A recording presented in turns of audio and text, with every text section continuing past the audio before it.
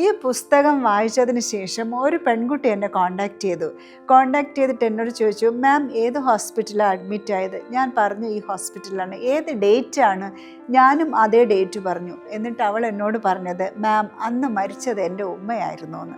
ശരിക്കും പറഞ്ഞു കഴിഞ്ഞാൽ ഞാനും കരഞ്ഞു, അവളും കരഞ്ഞു. ഞാൻ ഈ ഐസിയുവിൽ വിവരിച്ച സ്ത്രീ എന്ന് പറയുന്നത് അവളുടെ ഉമ്മയായിരുന്നു എന്ന് പറഞ്ഞു. അന്ന് നിലവിളിച്ച ആ കുട്ടി ആ പെൺകുട്ടിയായിരുന്നു. ഞാൻ ഒരിക്കലും ആ പെൺകുട്ടിയെ കാണുമെന്നോ അല്ലെങ്കിൽ അവൾ എൻ്റെ ബുക്ക് വായിക്കുമെന്നോ ഞാൻ ഒരിക്കലും വിചാരിച്ചില്ല.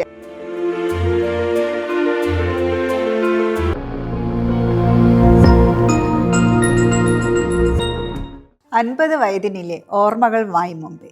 എൻ്റെ ഈ പുസ്തകം തന്നെ ഒരു യാത്രയായിരുന്നു. ഈ യാത്ര തുടങ്ങുന്നതും അവസാനിക്കുന്നതും ഞാൻ വായിക്കാം.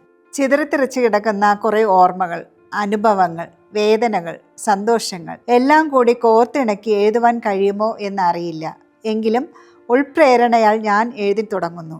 എനിക്ക് വേറെ ആരെക്കുറിച്ചും എഴുതാൻ അറിയില്ല. എന്നെക്കുറിച്ച് മാത്രമേ എനിക്കറിയൂ. പൊള്ളലേറ്റ വേദനയുടെ തീവ്രത എനിക്കേ അറിയൂ. ഒരു എഴുത്തുകാരിയല്ല എങ്കിലും എഴുതി തുടങ്ങുന്നു. ഇന്ന് 19/11/2025 എഴുതാൻ ഇരിക്കുന്ന സ്ഥലം ഡൽഹി എയർപോർട്ടിൽ നിന്ന് അകത്തുള്ള മനോഹരമായ ഒരു കടയിൽ നിന്ന് ഒരു ബുക്ക് വാങ്ങി എഴുതി തുടങ്ങുന്നു. ഇവിടെ നിന്ന് തുടങ്ങിയ യാത്ര, ബുക്കിൻ്റെ യാത്ര അവസാനിക്കുന്നതും കൂടെ ഞാൻ വായിക്കാം. ഈ പുസ്തകം എഴുതുമ്പോൾ ആശുപത്രിയിൽ അഡ്മിറ്റാണ്. സിസ്റ്റർമാർ ഇടയ്ക്കിടെ വന്ന് എന്താ എഴുതുന്നതെന്ന് ചോദിക്കുന്നുണ്ട്. എൻ്റെ ജീവിതം 50 വയസ്സ് വരെ. ചിരിച്ചുകൊണ്ട് ഞാൻ മറുപടി കൊടുത്തു. മാമിനെ ഇൻസ്റ്റഗ്രാമിലും യൂട്യൂബിലും കണ്ടിരുന്നു. ഡിസ്ചാർജ് ആകുമ്പോൾ ഞങ്ങൾക്ക് സെൽഫി എടുക്കണം. അവർ പറഞ്ഞു. എടുക്കാമല്ലോ, ഞാനും പറഞ്ഞു. എഴുതി വലത് കൈയിലെ കാനിലയുടെ സൂചിയിലൂടെ രക്തം ഒഴുകുന്നുണ്ടായിരുന്നു. തീരെ ശ്വാസം കിട്ടാതെ ജൂനിയർ അഡ്വക്കേറ്റ്സാണ് ആശുപത്രിയിലാക്കിയത്. വന്ന പാടെ ഐസിയുവിൽ കയറ്റി. മരണം ഏതാണ്ട് ഉറച്ച പോലെ എനിക്ക് തോന്നി.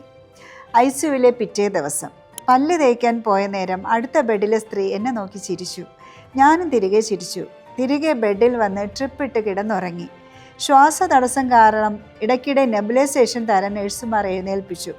ഉടനെ അടുത്ത ബെഡിൽ നിന്നും അമ്മേ അമ്മേ കണ്ണു തുറക്കമ്മേ എന്ന നിലവിളി. എൻ്റെ മകളുടെ അതേ ശബ്ദം. നഴ്സുമാരും ഡോക്ടർമാരും അങ്ങോട്ടും ഇങ്ങോട്ടും ഓടുന്നു. ഒരു കർട്ടൻ കൊണ്ട് എന്നെ 4 ചുറ്റും മറിച്ചതിനാൽ എനിക്കൊന്നും കാണാൻ കഴിയുന്നില്ല. പക്ഷേ ആ കുട്ടിയുടെ കരച്ചിൽ ചെവിയിൽ ആഞ്ഞു പതിച്ചു. ഞാൻ ചെവി പൊത്തി വിറയ്ക്കാൻ തുടങ്ങി. കാലുകൾ മടക്കി കുത്തി നിർത്തി കാതു മൂടി ഞാൻ കുത്തിയിരുന്നു. കർട്ടൻ്റെ ഇടയിലൂടെ ഏതോ നേഴ്സ് എന്നെ കണ്ട് ഓടി വന്നു.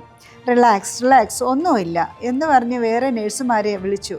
വേഗം വെള്ളം തന്നു. ബിപിയും പൾസും ചെക്ക് ചെയ്തു. ഡോക്ടർമാർ വേഗം എന്നെ റൂമിലേക്ക് മാറ്റാൻ നിർദ്ദേശിച്ചു. ഇപ്പോൾ മനസ്സിന് വല്ലാത്ത ശാന്തത. ഇതുവരെ കണ്ടിട്ടില്ലാത്ത മാലാഖകളായ നഴ്സുമാർ ആണ് ചുറ്റിലും.